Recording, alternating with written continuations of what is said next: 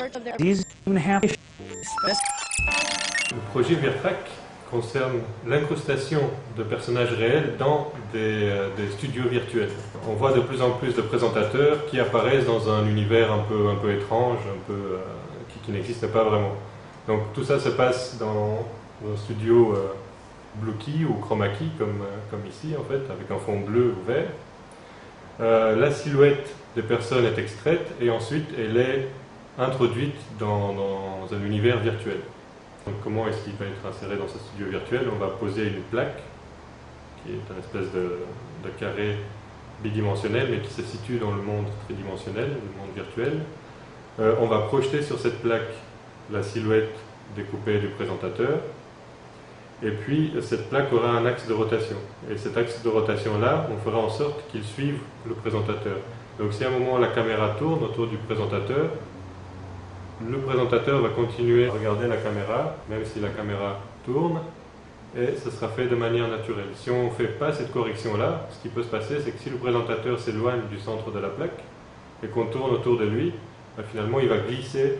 On aura l'impression qu'il glisse sur le sol pendant qu'il tourne autour de cet axe de rotation qui ne sera finalement pas à ses pieds, qui sera peut-être à 1 ou 2 mètres de ses pieds. Donc l'idée de ce projet est d'agir justement là-dessus, d'analyser le comportement d'une personne, à la fois dans son espace personnel, donc par rapport à ses gestes, et dans l'espace global de la pièce par rapport au suivi de sa position.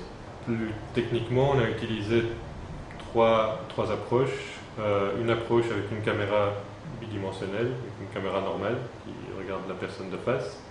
Une approche avec 2 caméras placées à 2 endroits différents, donc qui ont des points de vue différents sur cette personne. Et une approche avec une caméra stéréo, une caméra 3D qui permet d'avoir aussi l'information de profondeur. Au niveau des gestes, on a pu segmenter, donc découper les bras de la personne et puis détecter la couleur de la peau, ce qui fait que nous avons isolé la main ou l'avant-bras des personnes et ça nous permet de simuler par exemple le fait d'appuyer sur des boutons ou peut-être gestes d'ouverture et de fermeture de bras. On peut aussi toucher par exemple un plan, définir un plan et dire si on touche à tel endroit du plan, il y a quelque chose qui va se passer, etc. Ensuite, par rapport au positionnement de la personne, on a aussi utilisé une caméra classique en vue de face pour les décalages latéraux de la personne. Par contre, si la personne avance ou recule par rapport à la caméra, ça c'est un peu plus délicat à faire avec une caméra en vue de face. Donc là, nous avons utilisé soit les 2 caméras avec 2 points de vue différents, soit la caméra 3D qui permet vraiment d'obtenir des résultats plus précis au niveau du positionnement XY par rapport au sol. La caméra stéréoscopique, elle récupère 2 images et en comparant ces 2 images, elle vous donne une carte de profondeur. Grâce à cette carte de profondeur, on peut récupérer la position des personnes dans un repère qui est en fait collé à la caméra. Et donc le but du jeu, c'est de venir définir un repère qui est collé en fait au studio virtuel et d'exprimer les positions des personnes dans ce repère. De cette manière, en fait, on a une idée de d'où la personne se trouve dans le studio réel, le studio Blue Key. Pour cela, en fait, j'ai mis des marques au sol et on connaît parfaitement les distances entre chaque marque. Et grâce à cela, en fait, on réalise le tracking en 3D. Ce qu'on a développé aussi, c'est un kit de la perspective. Alors, qu'est-ce que c'est le kit de la perspective? En fait, vous allez voir que plus je m'éloigne de la caméra, plus je suis petit. Et plus je m'approche, plus je grandis. Plus je m'éloigne de la caméra, plus je suis petit. Et plus je m'approche, plus je grandis. Or, en fait, dans un studio virtuel, on filme quelqu'un avec une caméra réelle, mais on place cette personne-là sur une plaque, et cette personne-là, elle est filmée par une caméra qui est virtuelle. Donc en fait, vous avez 2 effets de perspective.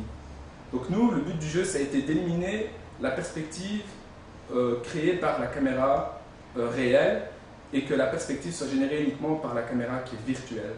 Il y a aussi une méthode qui utilise 2 caméras qui vont être calibrées ensemble et puis qui vont utiliser les 2 images d'un plan qu'on aura prédéfini. Les images issues de ces 2 caméras-là vont être fusionnées ensemble et on prendra que ce qui est commun aux 2. Ce qui est commun à ces 2 images-là, c'est ce qui est exactement dans le plan qu'on a prédéfini. Donc si par exemple on met un plan par terre, eh bien, ce qu'on va pouvoir détecter, ce sont les pieds qui vont être posés par terre, donc on verra les traces des pieds de la personne avancée. Donc, sachant qu'on connaît l'endroit où sont posés les pieds, ben, on peut effectivement calculer la position de la personne. En ayant ce positionnement correct au niveau des pieds, on va justement éviter tout petit glissement qu'il pourrait avoir si, par exemple, on calculait la position par rapport à une hauteur plus élevée, ou si on avait des balancements de la personne, on aurait une sorte de tremblement de la position. Pour la télévision, il y a des scénarios qui tournent et puis il n'y a rien qui se déclenche exactement selon la volonté du présentateur. Et puis si ce sont des émissions en direct, c'est encore plus crucial d'avoir vraiment un temps réel au niveau de la réaction et de pouvoir s'adapter à son public. Une interaction plus naturelle, quelque chose de temps réel beaucoup plus simple à mettre en œuvre par rapport à ce qui se passe actuellement qui demande beaucoup de travail et qui est assez rigide.